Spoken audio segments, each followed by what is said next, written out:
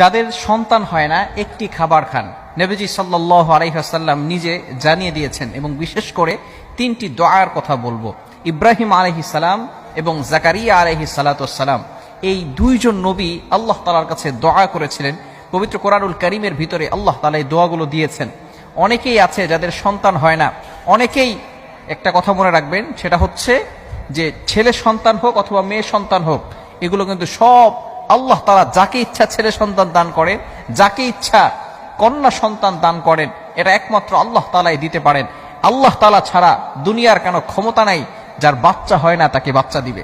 এজন্য অবশ্যই এই কথাগুলো আমাদের স্মরণ রাখতে হবে। কিন্তু আমাদের সমস্যা হচ্ছে, আমাদের সোসাইটির ভিতরে যারাই আছে তারা যদি কারো সন্তান না হয় তাহলে তারা মাজারে যায়, বাবার কাছে গিয়ে চায়। খবরদার, কারো কাছে চাওয়া যাবে না, আল্লাহ তাআলার কাছে চাইতে হবে।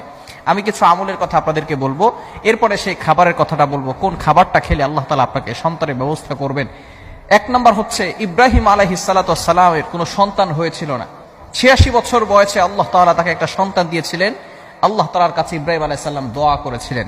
সেই দোয়াটা আল্লাহ তাআলা পবিত্র কোরআনুল কারীমের ভিতরে নিজে বর্ণনা করে দিয়েছেন। আপনি পবিত্র কোরআনুল কারীম খুলেন, 23 নম্বর পারার 8 নম্বর পৃষ্ঠার 9-10 নম্বর লাইনগুলোতে সূরাতুস সাফফাতের 100 নম্বর আয়াতে রব্বুল আলামিন বলেন, রব্বি হাবনি মিনাস সালিহিন।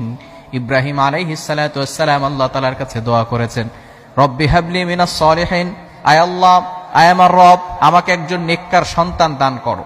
Give me a good child, আমাকে একজন নেককার সন্তান দান করো। আল্লাহ তাআলা সাথে সাথে ইব্রাহিম আলাইহিস সালাতু ওয়াস সালামের দোয়াগুলো অ্যাকসেপ্ট করেছেন, কবুল করে তাকে সুসংবাদ দিয়েছেন। ফাবাশশারনাহু বিগুলামিন হালিম, গুড নিউজ দিয়েছেন, সহনশীল ছেলের আল্লাহ তাআলা সুসংবাদ দিয়েছেন। বোঝা গেল, যদি কারো সন্তান না হয়, সে যদি আল্লাহ তাআলার কাছে সঠিকভাবে দোয়া করতে পারে, চাইতে পারে, আল্লাহ তাআলা অবশ্যই দান করবেন। জাকারিয়া আলাইহিস সালাতু ওয়াস সালাম এভাবে দুইটি দোয়া করেছেন। এই দোয়াগুলো আল্লাহ তাআলা পবিত্র কোরআনুল কারীমের ভিতরে নিজে বর্ণনা করে দিয়েছেন। একটি দোয়া হচ্ছে 3 নম্বর পারা 14 নম্বর পৃষ্ঠার 1-2 নম্বর লাইন।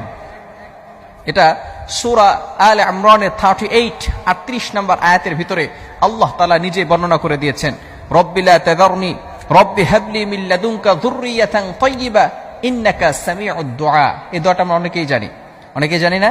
রব্বি হাবলি মিন লাদুনকা যুররিয়াতান তাইয়্যিবা ইন্নাকা সামিউদ দুআ। এই দোয়া